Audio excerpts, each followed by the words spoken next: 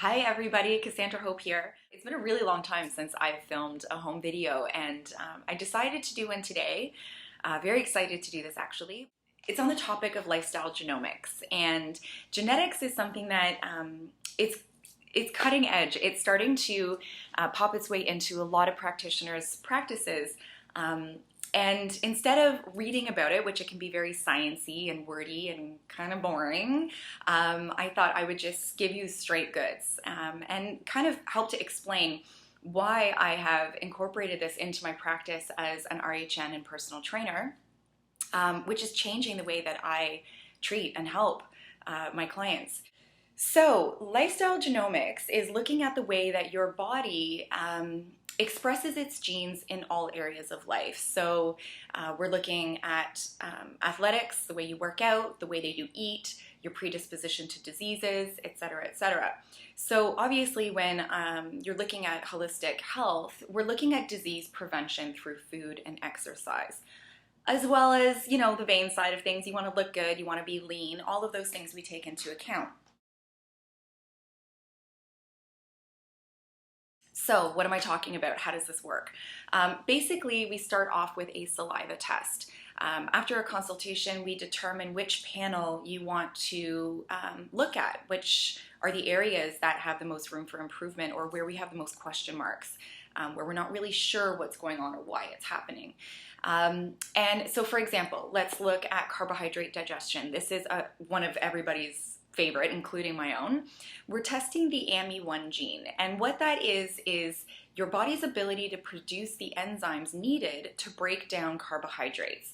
It's an enzyme called amylase that is secreted in your saliva, and it starts carbohydrate digestion. Why is this important? We want to obviously prevent obesity and all of the diseases that come along with obesity, like heart disease and diabetes and all that stuff.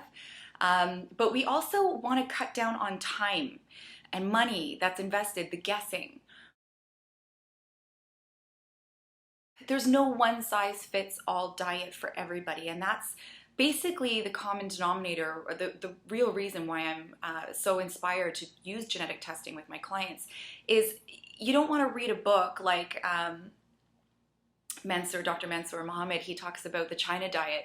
If you have an African American that comes in to your office as a practitioner and they're following the China diet, which is very rich in starchy carbohydrates, and they can't figure out why they're losing weight, but their genetic predisposition or their genetic lineage is such that they weren't exposed to high starchy carbohydrate diets for generations.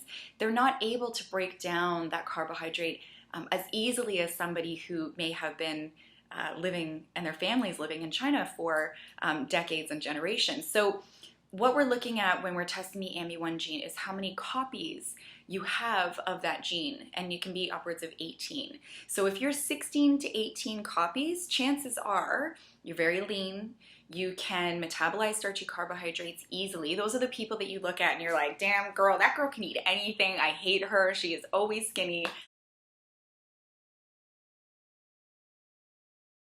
She probably has 16 to 18 copies of the AMY1 gene, so she is very efficiently metabolizing her starchy carbohydrates.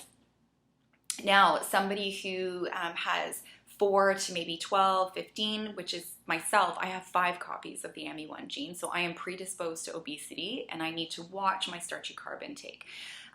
So that's all it means, is your genetic lineage probably wasn't exposed to a lot of starchy carbohydrates, and we need to just tailor the diet around that so that you're staying away from not all carbohydrates though. So eat your vegetables, you can have dairy if it's tolerated, you can have fruit, again that's a different enzyme. But we want to look at the starchy carbohydrates, so your potatoes, your rice and legumes. I keep those to a minimum, but I load up on my healthy fats and my vegetables and my good lean meats, etc.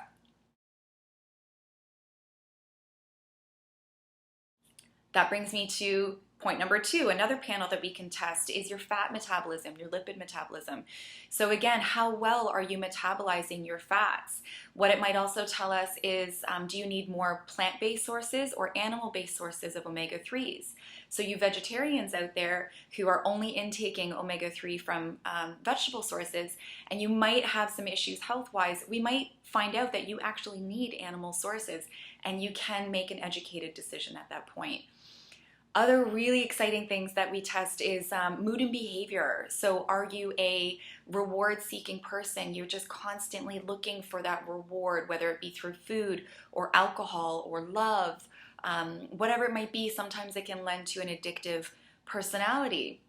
And that could be, it has everything to do with, has a lot to do with your serotonin uptake, the enzymes that are being produced in those genes, how well you're able to metabolize dopamine. All of these things we find out. Now, once we find out what's going on, what you're predisposed to, and compare it to your symptoms, we can then create a specific nutrition, supplement, and workout protocol to make sure that you're recovering well, you're metabolizing well, you're avoiding disease, and you're overall just really good and healthy, and we're not guessing. So if any of this sounds of interest to you, if you've been struggling with chronic disease, inability to lose weight, addictions, all sorts of things, we can test this and start to look at what's going on with you specifically instead of guessing. So feel free to call me or email me through my website, cassandrahope.me, or cassandra@cassandrahope.me for direct email. I would absolutely love to answer any of your questions, and I wish you all a really happy and healthy day. Ciao!